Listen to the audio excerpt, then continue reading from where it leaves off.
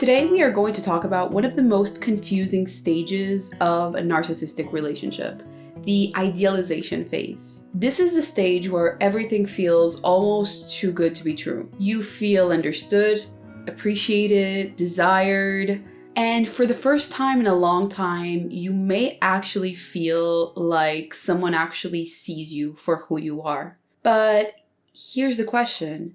Why do so many people end up falling in love in this stage, even when something deep inside of them is telling them that something doesn't quite feel right? And probably most importantly, why do intelligent, thoughtful people ignore their intuition and convince themselves that everything is fine and that they shouldn't be listening to their inner voice? Today, I want to answer those questions by sharing part of my own story and exploring the psychology of why the idealization phase is so emotionally powerful. Because once we understand how it works, we can be much better equipped to recognize it before it completely changes our lives. But before we get into it, let me introduce myself. I'm Jen Hachia, and on this channel, we explore the complexities of psychology and manipulation in both relationships and professional settings, and then discuss it in the comments below. So if that feels interesting to you, you are welcome to subscribe. And if you are already a regular watcher, hello there. Now let's dive in. So years ago, I met someone that would end up being one of the most important and destructive people in my life. We ended up staying together for 7 years, but it would be an understatement to tell you that I felt so lonely during most of those years. Looking back now, and even then, people must have thought I had fallen head over heels for him from the very beginning, especially by the way that we were, or I was, enmeshed to him and his life. But the reality was actually the opposite. When I first met him, I didn't really feel anything. There wasn't an instant spark. There was no overwhelming chemistry. I wasn't even swept away by any kind of romance or any attempts of romance that he tried on me. If anything, I even remember feeling strangely emotionally closed off. And I kept asking myself why, because on the very surface, he seemed kind and attentive and even interested, really. He planned the dates, he sent thoughtful messages, he bought me flowers. Everything was just really scripted. And there was something in me that raised the alarm from the very beginning. But I was very young and I had no idea that all of that was a performance. I just thought that perhaps he was very interested in me and in some kind of courtship phase that came from an honest part of him, which unfortunately I didn't know any better. And I had been raised to not trust myself ever. So I didn't trust my intuition, and things feeling awkward and confusing right from the get-go should have been a sign. But again, I didn't hear my intuition because I was looking at what was in front of me and things felt exactly like they should in a loving relationship. The courtship was very much like an old romance movie, the ones I had grown up with and been raised to idealize and to perceive as what love was.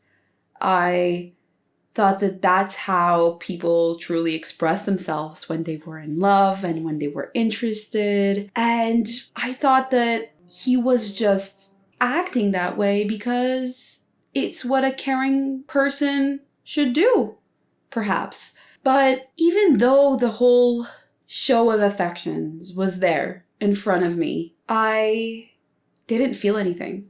I started wondering, why don't I feel anything? Wondered why I felt so emotionally distant and wondering if I was broken or just incapable of love. So I blamed myself and the people around me when I told them how I felt or how I didn't feel made me feel even guiltier for not feeling anything and just kept telling me that I should be feeling something. This was the beginning of that relationship, and I go into the part of the grooming phase in the grooming phase episode. So if you haven't watched that yet, you can watch it in order or watch this one and then the other one. But yeah, I tried to find rational explanations to justify why I didn't feel any kind of emotional reciprocity towards him. I attributed it all to philophobia, which is the fear of falling in love. And people who grow up around abuse and instability or neglect, they sometimes learn that emotional closeness comes with danger. And so to protect themselves, they completely emotionally shut down. And even when someone can appear safe, emotional intimacy can trigger feelings of anxiety rather than excitement. So I blamed myself, thought maybe, okay, just have fear of falling in love, and went ahead with that explanation. And that pushed me towards forcing myself to open up.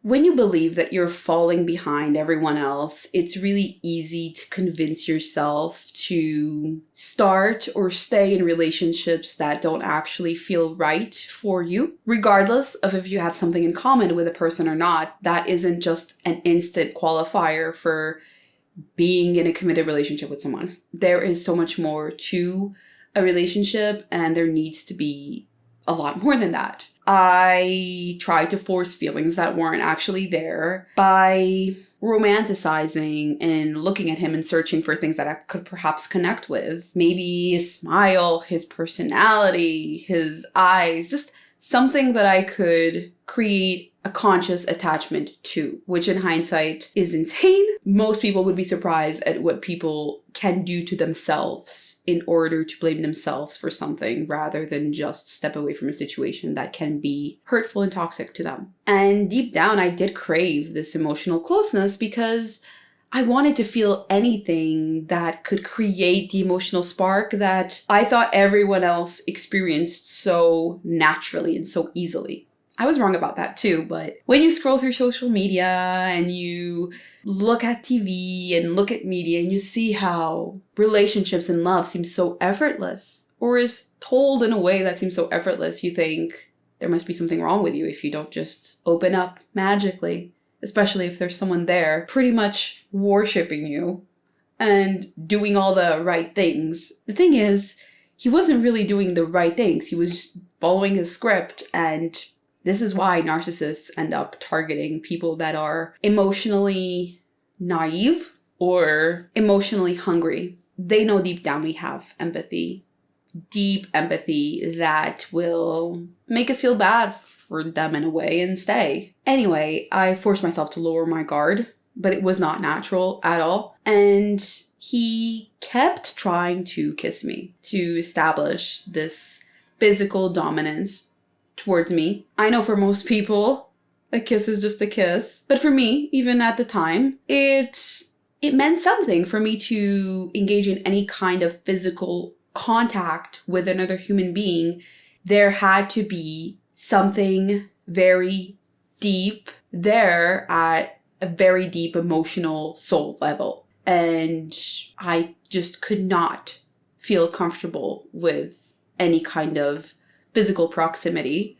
And he attempted to kiss me several times, and I pulled back and didn't let him, didn't consent to that. And the more I pushed away and told him that I didn't want, he escalated the love bombing and the romantic gestures. And that was a problem because then my guilt just started increasing. My guilt and my self-blame as to this person is doing all the right things and I am not feeling it at all. And so after weeks of him persisting, I let him kiss me. And that kiss became much more significant than it should have been.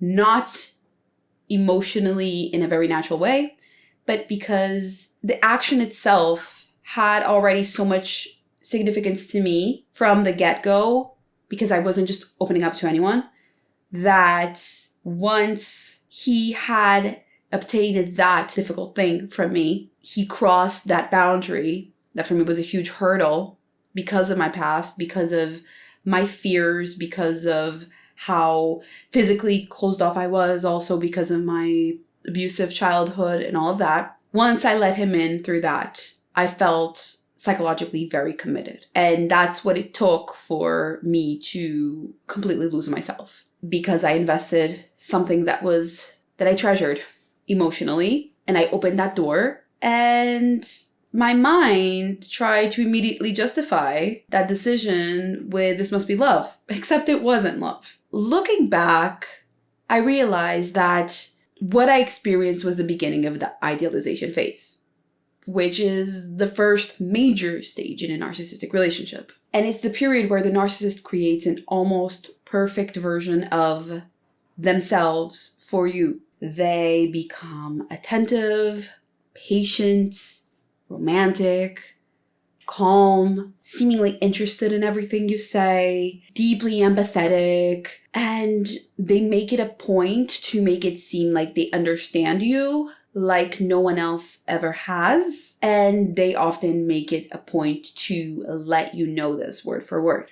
And if you watched that previous episode on love bombing, you've already seen that one of the biggest tools for narcissists is precisely love bombing in the stage before the idealization phase. The thing with the love bombing and why it gets into the idealization territory is because love bombing creates an emotional intensity before genuine emotional intimacy has had time to develop naturally. Because healthy relationships grow gradually and trust develops over time. You don't need to force physical intimacy or any kind of intimacy, really. Things just happen gradually and naturally. And affection usually grows through consistency, through a person being consistent in their communication, in making sense. And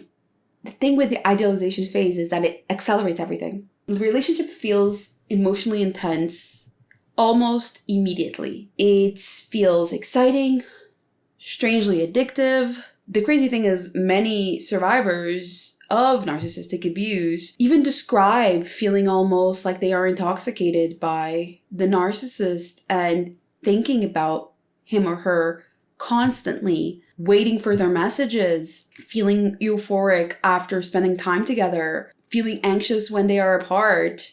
And people often mistake that emotional intensity for compatibility. And they are completely different things. And one of the reasons why the idealization phase can feel so convincing is because narcissists are often extremely skilled observers. They pay attention to what makes you feel valued. They notice your insecurities. They learn all about your interests, your dreams, and notice what has been missing in your life. And in that phase, they become exactly that and more. So if you spent your whole life feeling unseen, they suddenly make you feel deeply understood. If you spent your whole life feeling unwanted, they suddenly make you feel irresistible. If you spent your whole life craving emotional safety, they present themselves as your safest place. And that experience can feel almost magical for obvious reasons, because if you are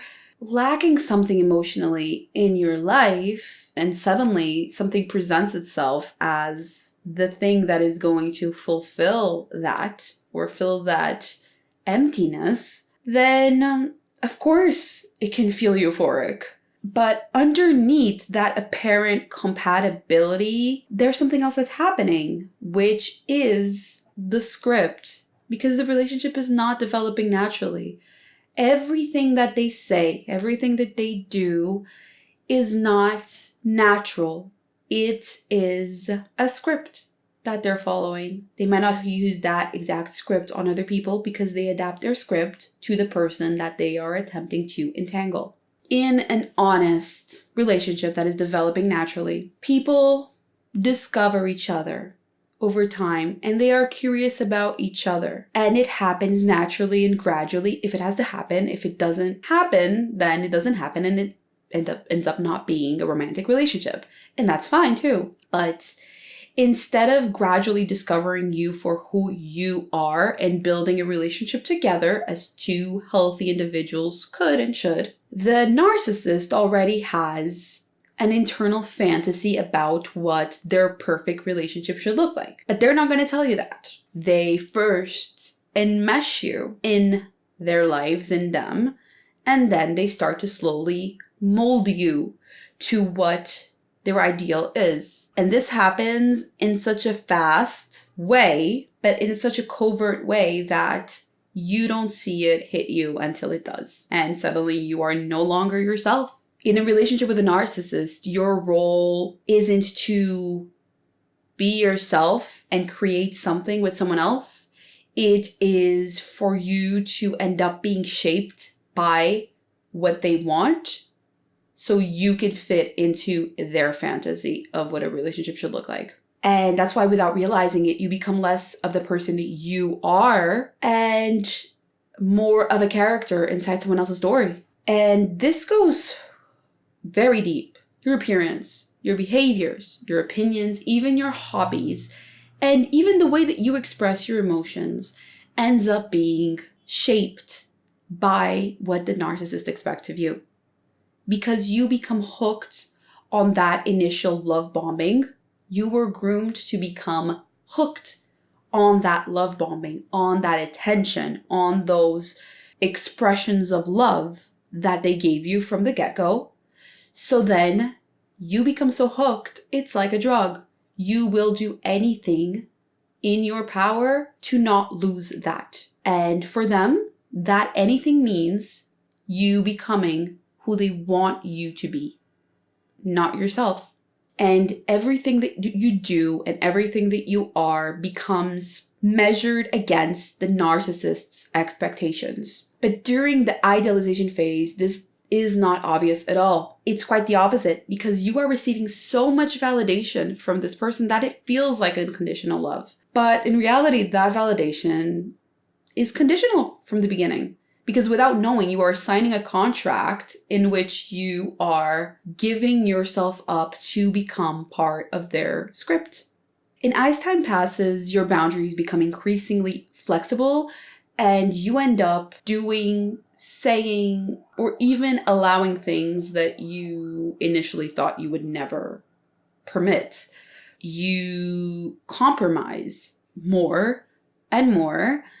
You explain away uncomfortable moments, and there are a lot of those, but you try to rationalize them and completely shrug them off as it's normal, it's a normal awkwardness, it's nothing. And you basically justify this person's behavior in a way that you would have never justified before, and behaviors that would have once just made you walk away. And the thing that happens is you begin protecting the relationship instead of protecting yourself. And one thing that's really important is that the idealization phase can last very long. It's not a couple weeks, not a couple months, it can last years. The idealization phase will last as long as it needs to last for the narcissist to obtain you fully. And it is in the moment that they know they have obtained you and that they have been able to cross boundaries that you would have never allowed before, regardless of what that would be for you, what that would look like for you. For me personally, it was the ultimate physical boundary of intimacy, of sexual intimacy. Once after a long while, he was able to obtain that, then the idealization phase stops. And we go into the devaluation phase, which I've also already talked about here in the channel, and I have a video about it. This idealization phase can last a very long time. The idealization phase for me lasted 2 years. And the relationship can seem perfect, unproblematic, no fights, no disagreements, nothing for all that time. it can feel like smooth sailing. There are so many compliments, so much validation, so many shows and displays of affection that you truly believe, wow, this is love. This is what I've been watching in films this whole time. This is what people sing about. This is what people write about their whole lives. This is love. And it feels very exhilarating. It feels euphoric.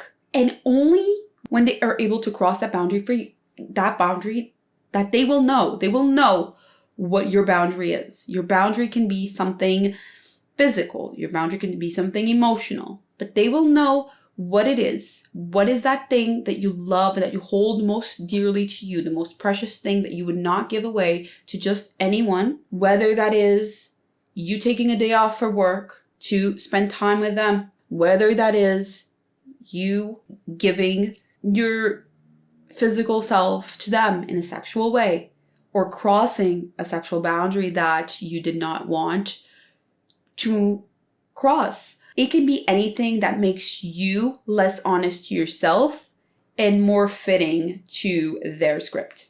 And in the moment that you give that up, whatever that is, they change. The mask falls completely. When that mask falls, that part is really dangerous because you see a completely different version of this person. A completely different version. The romantic, soft-hearted, kind, empathetic, understanding person suddenly becomes someone that you fear. I'm going to disclose this because I think maybe it's important for anyone that is listening to this might relate. And if this can help one person out there not fall for this or awaken in time and not let it drag on for so long and not create so much emotional damage, then my work here is done. But for me, I was young and I didn't feel comfortable losing my virginity yet. And it took me a very long time to open up in that way, especially because of my childhood trauma, being very physically closed off.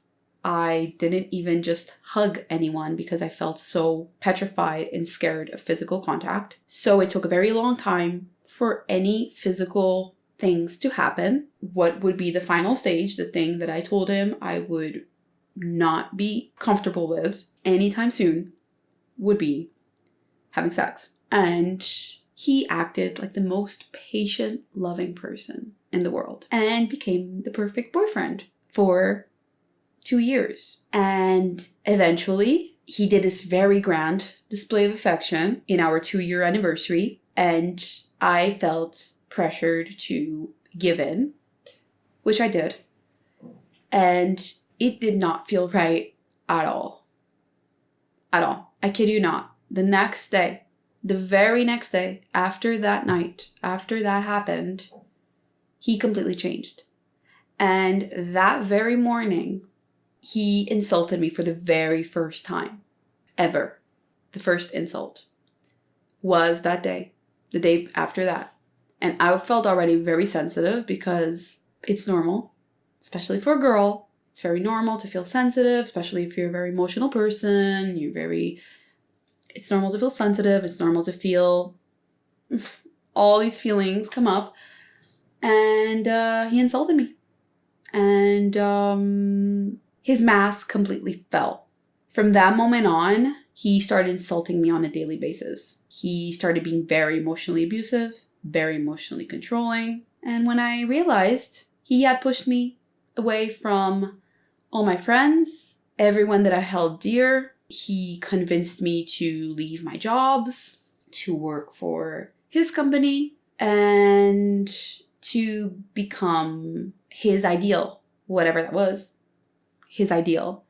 And at that moment, I had dropped so much of my boundaries. I had let him cross so many lines that it was unthinkable for me to just walk away because I was so hooked that walking away from that relationship that had taken so long to develop was unthinkable for me. I knew that he could, at any moment, hit me, put me in a dangerous situation, and I would not leave.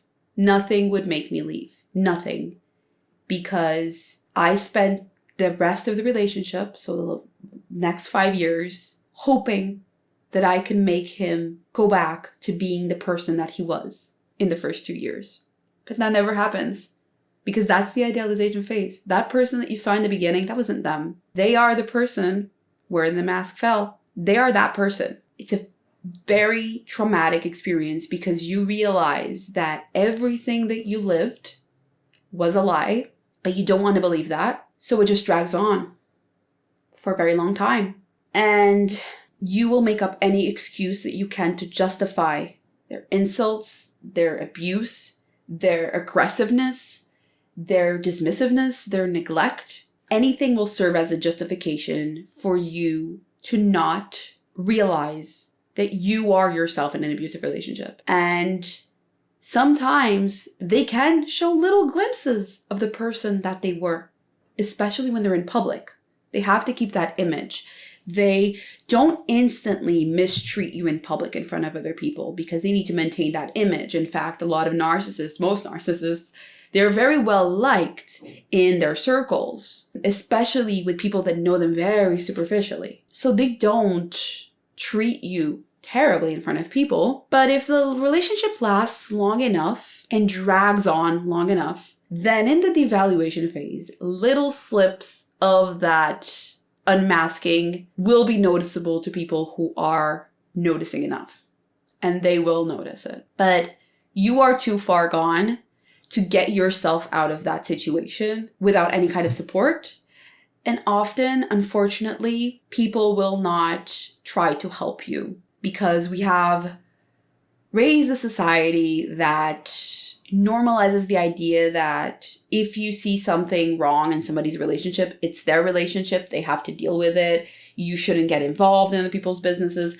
But when there is abuse, you should intervene in one way or another. Ideally not in front of the abusive partner, of course. You can put the life of the victim at risk, but attempt very subtly, not tell the person you are in an abusive relationship, you need to escape, but to give that person some space to exist so they can realize that there's a life outside of that relationship that becomes so terrifying and drowning that you don't know what to do.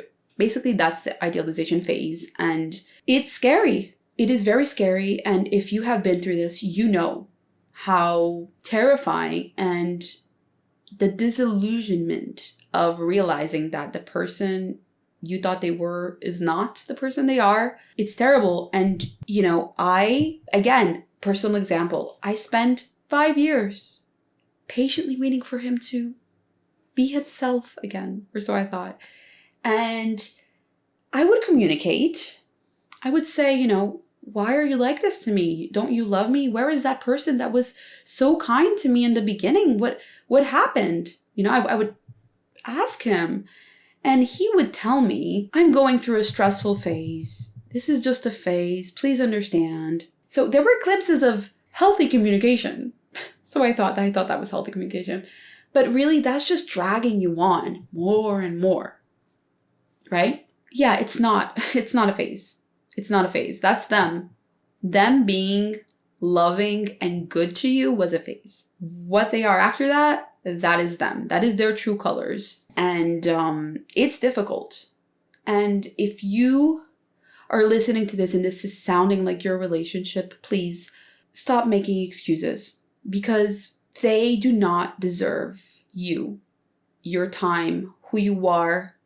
And there is a way out. This is so important. I cannot stress this enough. There is a way out. Trust me when I say, I honestly, at one point when I knew that I was too far gone, that I had no way out of that. I really thought I had no way out. I had fantasies that I would need to die and be reborn to be able to escape and live a different life. I had no idea what life could look like outside of that relationship. And frankly, I did not want to know because I was so afraid, because I had built so much with this person, or for this person, really. I had built so much for this person, and I had given up so much for this person. I had allowed them to cross so many boundaries that realizing that that was for nothing was out of question. But the more you let it drag on, the more you are investing, the more of yourself you are losing, and the more depersonalized you are becoming. I just want you to know, if you are going through this now, or if you are recovering from this now, there is something better out there. You will find yourself again. Just do not stay in a relationship in hopes that they become that person again. And I know it's very, very difficult, but you can do it. You really can. I thought I couldn't. And I'm sitting here now trying to help those who feel like I felt. And I just want you to know that, because the idealization phase is very painful. It really is. And 2 years of an idealization phase, only to realize that they completely changed, is painful. But 2 years or more of an idealization phase, only to have half a decade, in my case, with other people, decades even, of time where they are being devalued, where they are being underestimated, where they're being insulted, abused, feeling hate, feeling that look of disgust from the very same person that seemingly showed you kindness and love, is one of the most dehumanizing experiences that any human being can live in their lives. And it leaves very deep scars. So whatever stage you are on, whatever month number or year number you are on, you can end this cycle. Don't let it drag on, because they will devalue you and then discard you. And it is horrifying what happens next. So don't let it drag on. But if you did, and you have been discarded and you are completely lost, I also want you to know that there is healing and recovery is possible. It takes work, but the most important thing is you slowly learning how to love yourself and learning who you are and becoming true to that person. That is the most important thing. Just remember, healthy relationships don't require you to argue against your own instincts every step of the way. And learning to trust your inner voice, in fact, learning to listen to your inner voice and trusting that inner voice, is one of the most important parts in healing. And yeah, I hope that this gives you some hope, some encouragement. And if you are listening to this because you have a loved one, someone you really care about, that is going through this and you don't know how to help, be patient and do not abandon them. Stay by their side and attempt to give them moments of friendship and solitude with you, with a group of friends perhaps, where that person can slowly try to feel like themselves again. It can take a very long time, but it's possible. And now that we've had this tough conversation, I hand over the conversation to the comment section and to you. And let me know in the comments, have you ever been in a relationship where you looked back and realized that your intuition was trying to tell you something? I'd love to read your experiences, your perspectives, and chat. I hope that you have learned something new. I hope you have a great day, and I will see you on the next one. Bye.